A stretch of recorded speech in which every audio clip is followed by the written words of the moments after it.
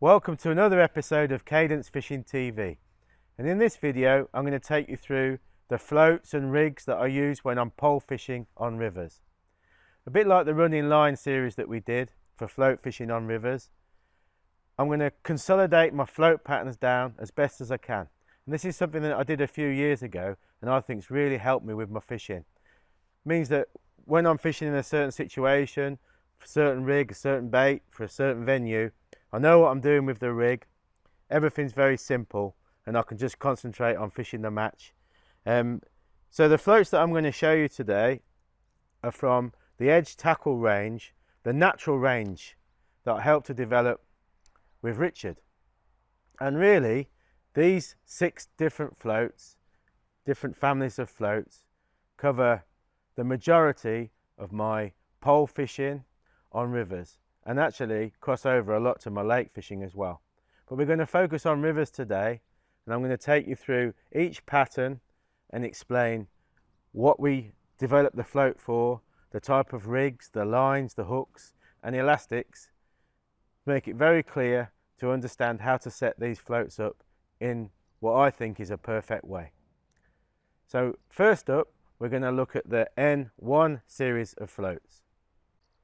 So the N1 series of edge tackle floats comprises of 4 different sizes. You can see there from a 0.2, we've got a 0.3, a 0.4 and a 0.5.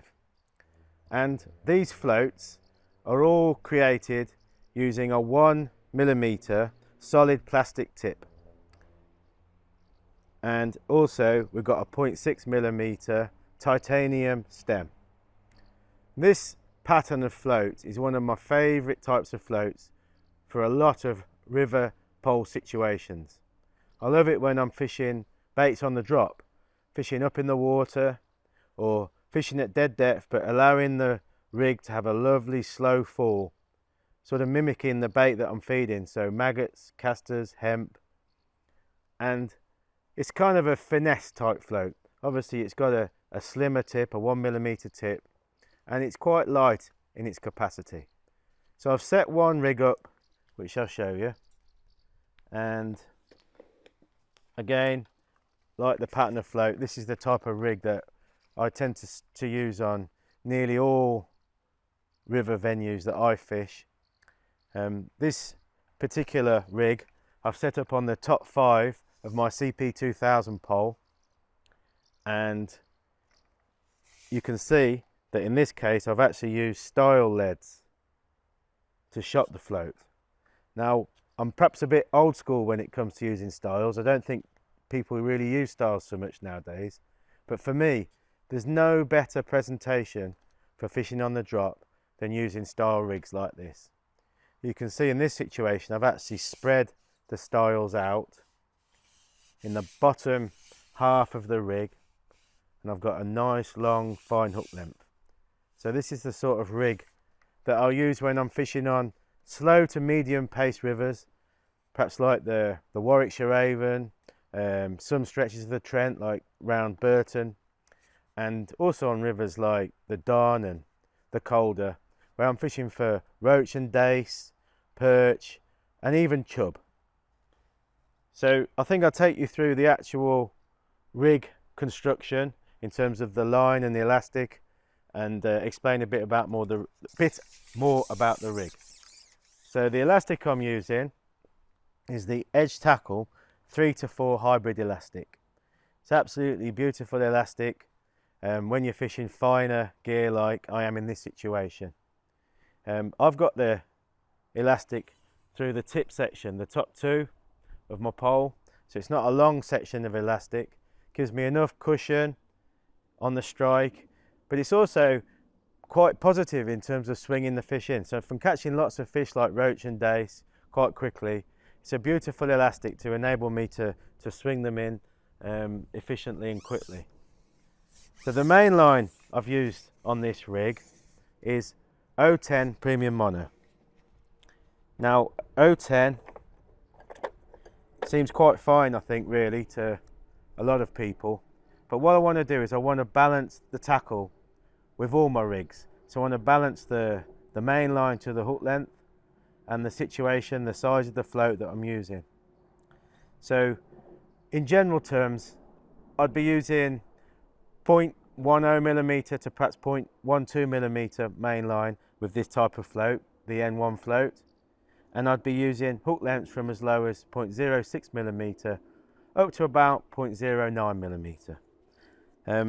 Just to reference that, I do like using the edge tackle fluorocarbon. So 0.08 millimeter is probably the most used hook length for me on this type of rig. But again, I will go down to 0.06 and up to about 0.09 millimeter in both fluorocarbon and the premium mono. So the great thing with this rig is you'll notice that I've actually got quite a long line. When I'm fishing on rivers, I like to use a long length of line. So for the most part, I make all my rigs up on a top 5, and in some situations I'll even use it on a top 6, even with a light float like this. Especially I'm fishing a pacier peg, perhaps on somewhere like the Upper Trent, where I've got to get my float to run through efficiently and quickly when it's pacey. And I love fishing like that with a long line. I think, for one, it enables me to present my bait and fish it very effectively through with the feed, but also it keeps the pole tip away from the float if I'm fishing in very clear conditions and shallow water.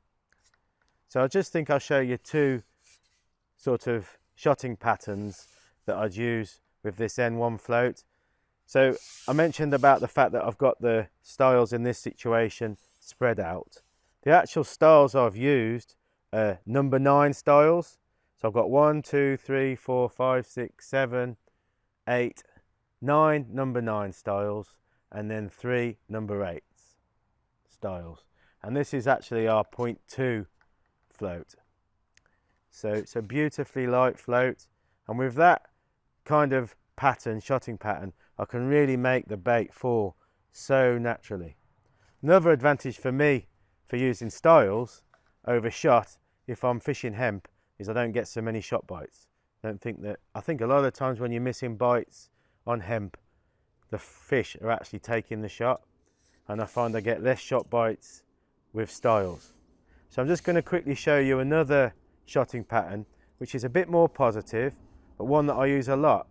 Even perhaps when I'm hemp fishing, if I'm catching a lot of fish on hemp, I want to make the rig more positive. So what I'll do is I'll form a bulk of styles like this. My preference is to actually space them out slightly. Not sure if you can see that, but I've got probably a centimetre gap between each style to create a bulk, and then I'm just going to put the 3 number 7s as droppers below that. So let's get that right. So I think you can see that I've created a spread bolt there, and I've got 3 droppers. So what that's doing is it's getting the bait down quicker to the feeding zone, and I've got the lovely nice fall at the bottom. So on a more positive day, that's definitely the type of rig I prefer to use. And the great thing is in that situation, if I want to shallow up, I can just shallow my float. Obviously keep in touch with the fish. If they go deeper, I can go deeper again without having to worry about anything in the bottom sort of third of the rig. You will notice that I use a long hook length. Again, I think that's a bit different to a lot of people, and also for the most part I like to tie my hooks and hook lengths on the bank, so I can tailor everything perfectly to the situation in terms of the bait I'm using and the swim that I'm faced with. And I don't use a loop to loop, I use a figure of 8 knot to join the main line to the hook length. I think it's a very, very subtle knot. You can hardly see the knot. It doesn't affect the fall of the bait, which is obviously so critical when you're fishing on the drop like this. So that's the 2 types of shotting pattern that I tend to use when I'm hemp fishing. Another one that I like to do if I'm fishing with bread punch, which is a real favourite bait of mine, is to make the dropper more positive. So I'm utilising the same rig, and I'm going to pull those 3 number 8 or number 7 styles together to make a double bulk. So what that's doing is it's helping me get the buoyant bait, which is bread punch, down and registering the bites efficiently. It's also a good tactic if you're getting bothered by little fish like bleak or small dace, to even make a finesse rig like this a bit more positive. But this is a rig that I simply would be lost without for the majority of my river fishing and pole fishing on rivers. Hook wise, I absolutely love the Drennan Fine Match. So they match up perfectly with the hook lengths I talked about. So from 0.06mm up to 0.09 typically. And I like to use them from size 20 down to 18 and even a size 16. Just depending on the stamp of the fish and the baits that I'm using. Baits like bread punch I can get away with an 18 or a 16. If I'm fishing pinkies or single maggot, then I will go down to a 22. And for me, these are a true size hook. So a lot of the hooks on the market now are quite big for their given size. And it's also a hook that I can use with all the baits I use and target fish like from roach, dace to perch and chub. Absolutely brilliant. So that's the finesse up in the water type rig and utilising the edge tackle natural #1 float.